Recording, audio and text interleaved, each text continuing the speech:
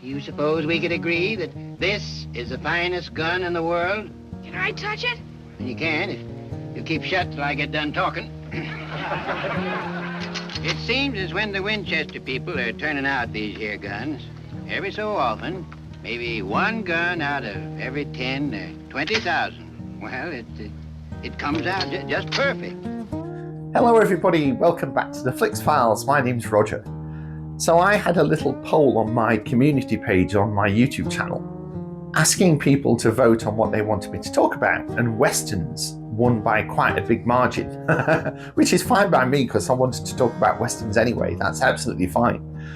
And I thought, well, what Western shall I talk about? Because I have a few of them in my collection. And I'm going to talk about a movie from 1950 called Winchester 73. And the reason I picked this to talk about on this video is because I wanted to set right something in myself that I've always been ashamed of. And let me explain that. For the longest time, I would have called myself a bit of a movie snob. And older movies, say movies made before 1955, I would have kind of dismissed them as being older films and just, no, it wouldn't appeal to me. Black and white, no, I'm not interested. And it really makes me feel ashamed to say that. And I have a few older films in my collection, things like the Universal horror movies, Frankenstein, Dracula, and The Wizard of Oz, and very few films. And certainly Westerns. I don't mind Westerns, but the Westerns I used to watch were more recent Westerns from like the late 60s going forward. And as I'm getting older, I'm finding that I'm enjoying Westerns more and more because I've always been a big science fiction fan, and Westerns are like the complete opposite of that, being more grounded and set in reality and historical reality and all that kind of thing. So it was when I sat down one Saturday afternoon, fairly recently, and watched this movie when it was broadcast on British television. It completely blew me away, and it blew away all my preconceptions of older movies. And as the credits rolled at the end of that film, I felt completely ashamed of myself because I realized that I was completely wrong to dismiss movies just because they were older, and that there are many great older films out there that I have to rediscover. And I contribute all of that down to this one film, which is why I want to talk about it. So Winchester 73 was made in 1950. It's black and white. It's not even widescreen. It was presented in 4:3 aspect ratio, but it looks glorious. The photography in this movie is sumptuous. It's really, really nicely filmed. So that's the first thing that struck me when I first watched it. And the 1950s are often called the decade of the Western, because I think I read that there was over 100 Westerns made in that 10-year period by the major studios. And this is sort of the first Western that James Stewart made that redefined his character and redefined him as an actor, because he was more gritty and angry in this Western. And this was directed by a chap called Anthony Mann. And James Stewart went on to make a series of Westerns with this director. And I have since seen another one of those, which is a film called The Naked Spur, which is glorious. And I'll definitely be doing a deep dive about that one because there's things about that deserve to be talked about. But what struck me about Winchester 73 when I first saw it was the idea of the plot was absolutely intriguing, because it's a very well-named movie, because the Winchester rifle in this film is the main star. That's kind of the center, the focus of the plot. And we will follow the progress of this rifle as it changes hands and ownership throughout the movie. And it's such a clever idea to have a plot-centric MacGuffin, should we say. And there are a number of sequences in this film that I just want to talk about. I'm not going to go through the whole thing plot detail by plot detail. I'm just going to highlight certain parts of the film to try and explain to you why it won me over and why I came away from it feeling completely ashamed of myself for being a movie snob all those years. And the first scene in this movie that just completely won me over is to do with James Stewart's character. He plays a cowboy called Lynn, and he arrives in Dodge City with one of his friends. And in Dodge City, they're having a centennial rifle shoot. And the main prize is this, what they call the 1 in 1,000 Winchester rifle. And we learn that it's called a 1 in 1,000 rifle because occasionally Winchester will build a rifle where everything just came together beautifully. And it ended up sort of being an elite rifle, and it would have higher accuracy than the other rifles that they made. And this would happen like 1 in 1,000 times, hence the name. I would give a year's wages for that gun, but money won't buy it. It wouldn't be right to sell it. So it has a lot of value attached to it, and that is the main prize in this shooting contest. And it's the way this shooting contest plays out that I just thought was utterly brilliant and entertaining. So by the time this sequence ended, and we're like 20 minutes into the movie, it had won me over, and I was gripped, and I wanted to watch this movie to the end. So James Stewart puts his name down for this shooting contest because he believes he's good enough that he could win it. And there's like 10 cowboys all lined up with rifles, and they're given 3 shots each, and they have to fire at these targets that are some distance away from them, pinned up to a row of haystacks.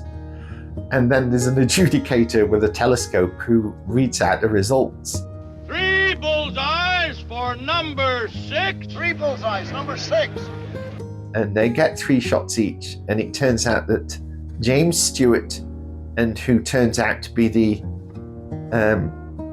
antagonist of the movie, is a character called Dutch Henry. They've both shot all 3 of their bullets directly into the bullseye of their targets. So the sheriff says, well, we'll move the targets back another 25 yards and you can have another go. So this they do, and they all take their 3 shots, and they both fire all 3 shots into the bullseye again. So it's there that the sheriff, who is the character of Wyatt Earp, by the way, he comes out with the excellent line, Looks like we can move this target clear into the next county, and they'd still be shooting even. and then he decides if he'll get a coin, and if he flicks the coin up into the air, they can try shooting the coin out of the air. So Dutch Henry goes first, and he shoots the coin out of the air. And then James Stewart has a go, and he shoots the coin out of the air.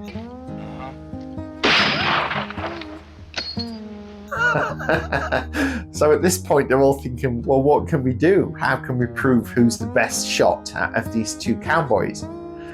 And James Stewart looks across at an Indian that's standing nearby watching, and he sees that he's wearing a piece of jewelry that's made up of like metal rings. And he buys this jewelry off him, and he takes one of the metal rings off and hands it to Wyatt Earp and says, let's try using this, with the idea being that because it has a large hole in the middle of it, it'll be a lot harder to hit. So Dutch Henry goes first, and he fires, and the ring just drops to the ground, and Wyatt Earp calls out a miss. So when I was watching it, you're thinking, oh, I know what's going to happen. He's going to hit the ring, he's going to hit it, and then he'll win the rifle. And James Stewart has a go, and surprisingly, the ring just drops to the ground. And they pick it up, and he calls a miss. And James Stewart says, That was my mistake. I shot through it. You missed it. and everybody laughs at this. And so he comes up with the idea of getting a postage stamp, which he peels off of an envelope, and he sticks the stamp on the back of this ring. And he declares that if he can shoot a bullet through the middle of the stamp, then he can be declared the winner and he'll win the rifle.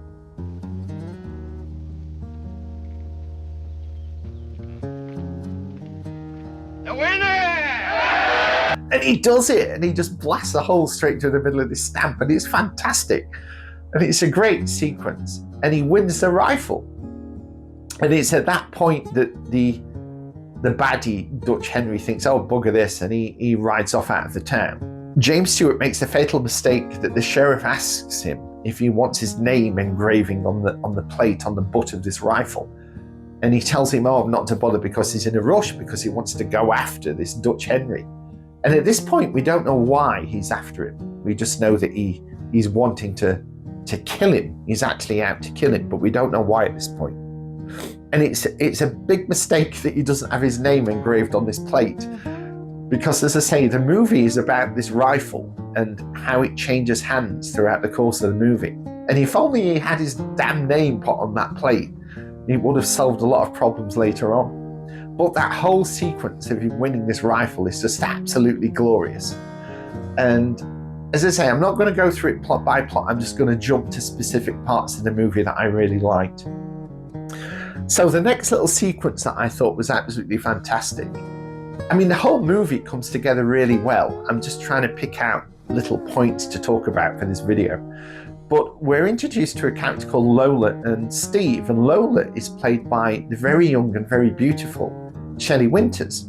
And she's a bit of a firecracker. She's a bit of a, what we'd say, a modern woman, as she was at that point. And we learn that they're riding to view a homestead because they're planning on buying it as they're going to get married and they want to start a life together in this house. And while they're trundling along on this little wagon, they get set upon by a group of Indians that's chasing after them. And we get this terrific chase sequence that, again, completely bowled me over with how good it was, considering that this movie is 75 years old. And just a little side note, the movie is set in 1876, which was 74 years before this movie was made. And we're now 75 years after this movie was made. So it's a totally bizarre thought that more time has now passed from the making of this movie than when this movie was originally set. It's just totally mind-boggling. But yeah, they're chased by these Indians and they're pushing this cart at the absolute limit of how fast these horses can run, to the point that one of the wheels on this wagon is smoking with the sheer exertion of it. And the Steve character is a bit of a yellow belly, and he kind of jumps off the cart and with a view that he's going to ride off and get help, and just abandons his future wife. So whoever this stunt woman was, she does a terrific job of driving this cart over very rough terrain during this complete chase sequence. And it's just a fantastic moment. And as I say, after I was already reeling from the brilliance of this shooting contest, to then get this sequence with this wagon was just glorious. And the other part that I just quickly want to talk about is to do with a small group of cavalry soldiers that are ensconced in this camp. And we learn that they're surrounded by a group of Indians. And these Indians are led by a very young Rock Hudson. So it was a real surprise when I first watched this to go, oh my God, it's Rock Hudson, look how young he looks. And then a double surprise was that seeing one of the cavalry soldiers was a very young Tony Curtis. So again, I was sat in front of the television going, oh my God, it's Tony Curtis, look how young he is. So it was just such a wonderful surprise to see both of them. And these cavalry soldiers are being surrounded by these Indians. And James Stewart's character turns up and joins these cavalry soldiers. And he ends up helping them out in an intense battle that's about to happen, because he has some experience on dealing with Indians. And he gives them a couple of bits of tactical advice. And the first thing he says is to the captain of these cavalry soldiers. He sort of says, well, don't worry, the Indians won't attack at night, because they fear that if they get killed in the dark, then their spirit won't be able to find its way home. And then he says also they tend to attack in two waves. And the first wave is designed to cause the enemy to exhaust all of their weapons, and then while they're busy reloading, they send in the second wave to kind of catch them off guard. So the cavalry captain takes both of these bits of advice at hand, and we get this terrific shootout, which is sort of the centerpiece of the movie.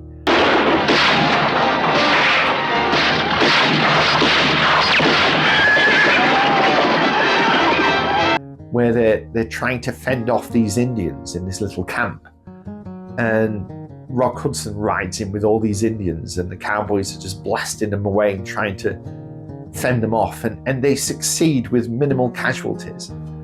And there's a really, really terrible moment when you watch it, because the rifle's passed hands a number of times at this point, and it's ended up in the hands of Rock Hudson's character as the leader of these Indians. And his character gets killed, so he falls to the ground. And then after the battle is over and the dust has settled, James Stewart and his buddy ride off, and he rides straight past the rifle that's lying on the ground. And you just want to shout at the television, "It's there! You're missing it!" And he just rides straight past it. It's just a great sequence, and you really get kind of drawn in to the fact that James Stewart just needs to get his hands back on this bloody rifle that he won in this competition. And we learn, so spoilers, I mean the movie's 75 years old, so I'm probably allowed to give spoilers, but we learn that Dutch Henry, the chap that James Stewart's character is after, is his brother. And the reason he wants to kill him is because Dutch Henry killed their father by shooting him in the back. So he's just out for revenge. He just wants revenge on the death of his father. So it's a brilliant little moment when we learn this, and the reason why he's out to kill Dutch Henry. So we eventually get towards the end of the movie, which is just a man-on-man battle where Dutch Henry has the Winchester rifle, and he takes refuge high up on some rocks, and James Stewart rides out to hunt him down, and they have this one-on-one shootout where they're trying to kill each other.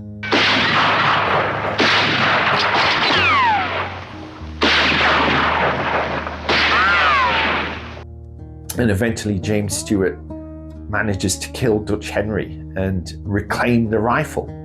And that's the end of the movie. And I've gone through that very, very quickly because it is a very fast movie. As I say, it's only about 90 minutes long. But this movie, I want to thank because it has completely changed my views on older movies, and certainly lit the fire in my belly that's making me want to watch more Westerns of this period. And if you haven't seen it, the video that I released on Tuesday of this week, where I talked about the Westerns in my collection, I listed all the Westerns that have been recommended to me, and Westerns that I have on digital files that I don't yet own on physical media. So please have a look at that video and have a look at that list. And if there are other Westerns that I didn't mention in that video that you think I should see, I would love to hear from you. I'd love to know, because as I say, I felt ashamed after watching this movie that I felt that way about older movies for such a long time, and it's completely opened my eyes to a whole new catalogue of films that I would otherwise have snubbed. And I don't mind admitting that to all of you out there, to the whole world. I just think I'm a better person for having watched this movie, and I feel really happy for having discovered it. So I have bought it on physical media. As I say, having watched it on television, I was adamant that I wanted to own it on physical media, and I nearly bought it from America on Blu-ray. And then I heard that Criterion were going to be doing one of their special releases of it. So I held out, and I'm glad I did, and that's the version that I now own. And I'm very pleased with it. It's a beautiful Blu-ray, and the quality of the picture for the time that it was made is absolutely fantastic. So there we are. You can now see that's why I picked this Western of the ones I have in my library to talk about in this video. And I've thoroughly enjoyed revisiting it in my mind, to the point that I may actually watch it again this afternoon because it's not a long movie, and there are so many moments in it that I found utterly charming and enthralling. And how often can you say that about modern movies? It was just a delight. So there we are. I hope you enjoyed that little talk. If you did, give me a thumbs up. I looked at my analytics and I can see that quite a lot of people watch my videos who aren't yet subscribed. So please subscribe. It doesn't cost anything. It will really help me out. I do 2 videos a week, every Tuesday and Friday. And I always do videos in this way, where I kind of film it in one take and just ramble on. For better or worse, I think it's unique to me, and that's the way I like to make videos. So there we are. So thank you very much for watching, and hopefully I'll see you again soon, guys. Bye for now.